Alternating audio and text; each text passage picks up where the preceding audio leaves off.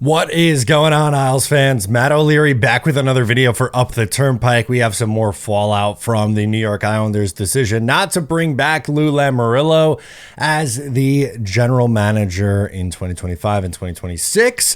Elliotte Friedman, NHL Insider, was on the NHL Network, and he shared some news that I think will be exciting to Islanders fans, saying that this will be a desirable job, and I think there's going to be a lot of interest. You know what, Brian? I understand your question, but to be honest, I'm hearing the opposite. I'm hearing there's a lot of interest, and I think one of the reasons there's a lot of interest is because it's, you know, as you mentioned, the Bridgeport thing is a problem, but they made a heck of a trade for Brock Nelson, where they got another first-round pick, and they got a great prospect, Callum Ritchie. It might take a bit of work, but you're almost going to be presented with a bit of a blank canvas. You're going to have the opportunity to build some things, and I think, you know, I will say this, that what someone said to me is that whoever comes in there given the job of building some of the hockey ops, you will need term. They're definitely going to ask for term because they say that you're going to have to build some stuff up as you talked about. But, you know, I'll say this, it's a brand new arena. It's a hungry fan base.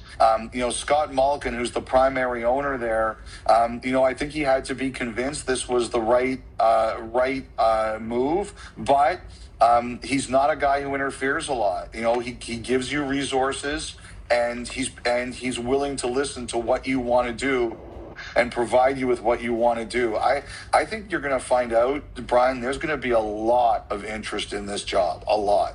So there's lots of reasons listed out from Elliotte Friedman on why this will be a desirable job for the New York Islanders. Scott Malkin, the owner, is listed as one of the reasons, and arguably the biggest reason, in my opinion, is because he has the best quality that an owner could have. These two things. One, he's hands-off, and two, he's willing to spend on the team.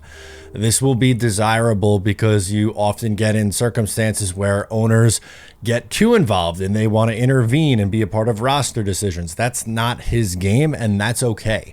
The owner's job should be to provide the money, for lack of a better term, money and security to whoever they hire to decide to run the team. And that's what they're going to be pitching to these potential candidates, whoever that may be.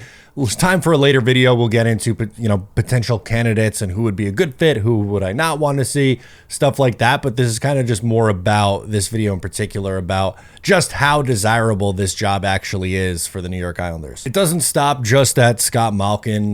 They have a brand new arena, UBS Arena, which he points out, albeit, you know, they've lost some money, the Islanders, the last couple of years because of poor attendance, but they have a state-of-the-art building. There's no issues about them needing a new arena. They have a great practice facility that was recently invested in.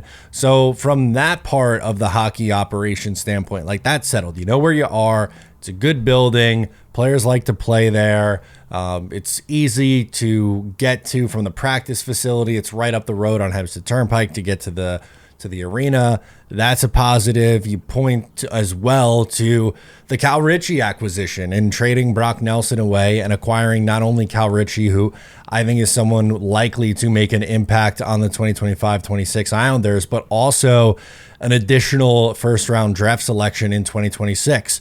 You have Cole Eiserman, who was a first-round pick a year ago. You got Cal Ritchie now. You'll have a likely top 10 pick in this year's draft class. You'll have 2 first-round picks next year.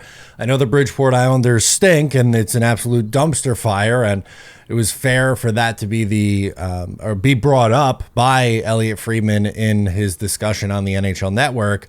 But there's pieces coming in the pipeline. It's not where it needs to be. No one's going to get, you know, confused and say, oh, the Islanders have this great prospect pool. They don't. It's trending in the right direction, though, and they will have a swing in the top 10 this year. They'll have 2 attempts in the first round next year as well, and they can make some moves there. And apparently, according to Elliotte Friedman, something else I wanted to hit on was the general manager candidates are likely going to be asking for term, and that's not a surprise.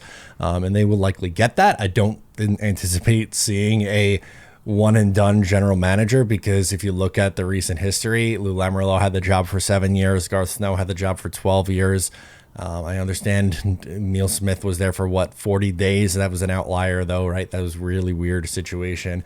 Milbury was here forever. So the Islanders usually do give a ton of leeway to their general managers historically, but specifically with Malkin, Lou was the first one that they hired and he had a 7-year runway. So I would not anticipate any sort of quick and immediate rug pull out of there. There's work that needs to be done. Let's be honest. There's a lot of work that needs to be done. They're not crazy far off where it's like this is just going to be an absolute disaster for the next 10 years. I don't anticipate that being the truth, but I think work needs to be done, and I'm excited to see what kind of candidates they talk about or talk to and who ends up getting this job, because I don't think you're going to have to settle for some no-name guy.